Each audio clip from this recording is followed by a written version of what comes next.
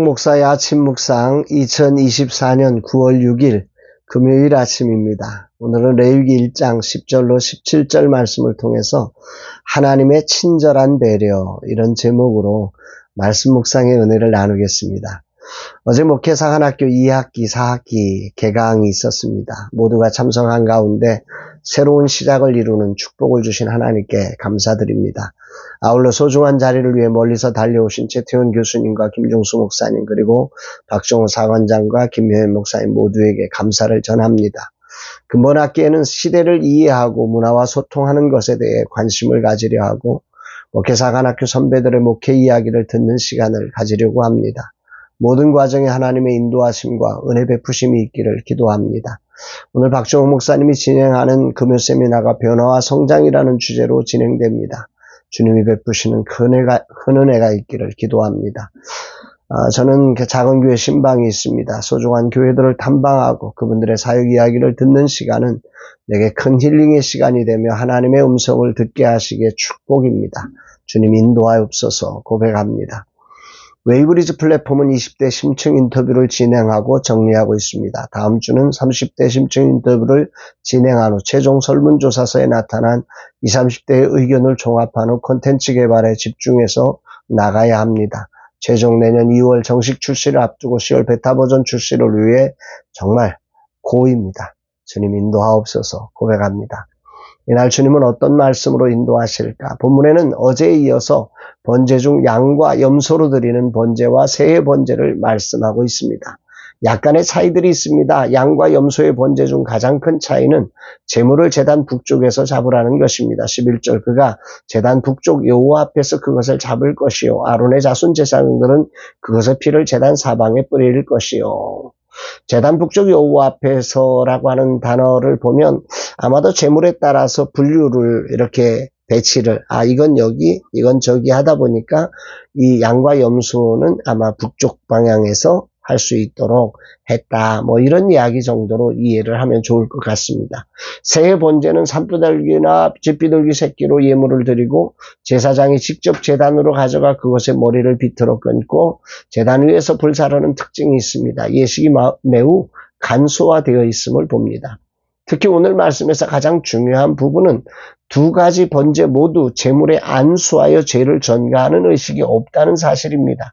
이것은 번제가 가지는 특수성 때문일 것입니다. 번제는 속죄의 기능이 우선이 아니라 헌신과 경배의 목적이 우선이기에 이 부분에 집중되어 드렸기 때문일 것입니다. 중요한 사실은 두 경우 모두 이는 화제라 여호와께 향기로운 냄새니라라는 동일한 결론을 가진다는 사실입니다. 제물에 따른 차별을 두기 위함이 아니라 연약한 이들을 향한 하나님의 배려와 의식보다 상황에 맞는 중심을 받으시는 하나님의 마음을 우리는 이런 예배 배치를 통해서 보게 되는 것입니다. 매우 중요한 묵상의 주제라 생각됩니다. 레위기 1장에 언급된 제물은 제물의 가치나 종류에 따라 차별이 없습니다. 소든 양이든 염소든 새든 드리는 사람 모두 하나님께 동일하게 받아들여지는 차별적이 아니라 모두 여호와께 향기로운 냄새로 받아들여질 수 있었다는 거지요. 이는 하나님의 은혜가 인간의 행위나 자격에 의존되지 않았음을 말씀하는 것입니다. 더 나아가 예수 그리스도의 대속적 제사를 예표하는 기능이고 하나님께 나아가는 모든 신자는 그가 어떤 모습이든 동일하게 받아들여지고 하나님은 그들의 예배를 기쁨으로 받으신다는 아주 중요한 사인을 이 번제라고 하는 하나의 제사 속에 소의 번제, 양과 염소의 번제, 새의 번제라는 세 가지 부류가 다 동일한 목적으로 할 수 있도록 하신 하나님의 의도가 아닐까 생각하면서 정말 하나님을 찬양할 수밖에 없습니다. 할렐루야입니다. 오늘 아침 향기로운 냄새니라라는 말씀이 정말 큰 은혜가 되십시오. 이것은 하나님께서 기쁘게 받으신다는 표현입니다.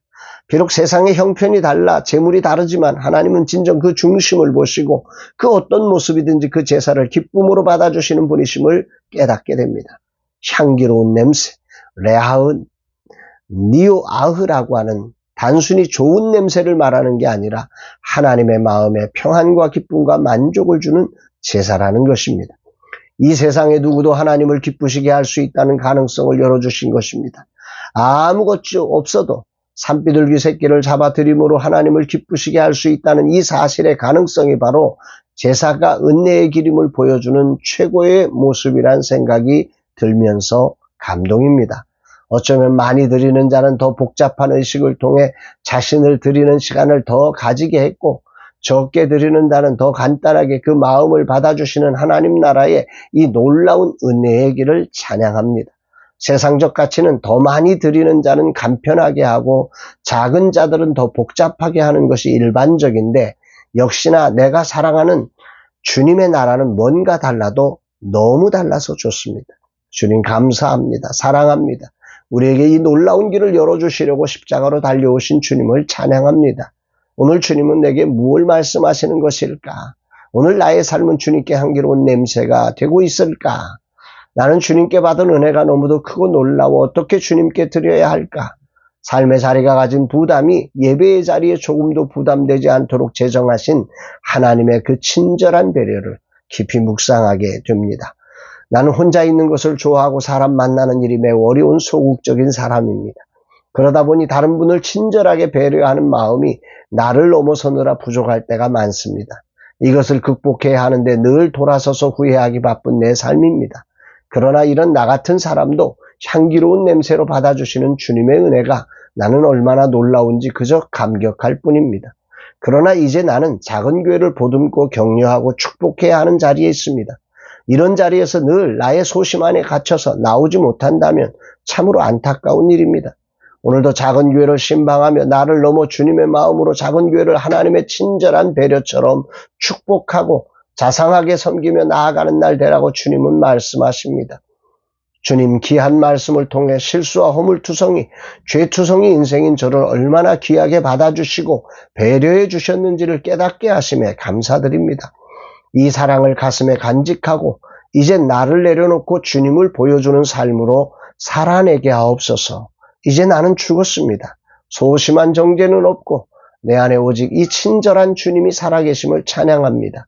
오늘도 오직 주님이 드러나는 삶 되게 하여 주옵소서 고백합니다. 사랑하는 여러분, 오늘이라는 시간이 진정 정말 하나님께 드려지는 향기로운 제사로 향기로운 냄새가 되는 복된 날 되기를 바랍니다.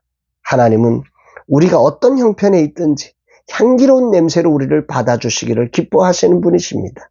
우리의 형편이 그걸 제한하지 않습니다. 그 다양한 형편 속에 진실로 주님을 향한 우리의 진실한 마음을 담아낸다면 오늘 우리의 삶은 하나님이 기쁨으로 받아주시는 향기로운 냄새의 삶이 되어질 줄로 믿습니다. 이런 복된 은혜가 우리 모두에게 있기를 주의 이름으로 축복합니다. 사랑합니다, 여러분.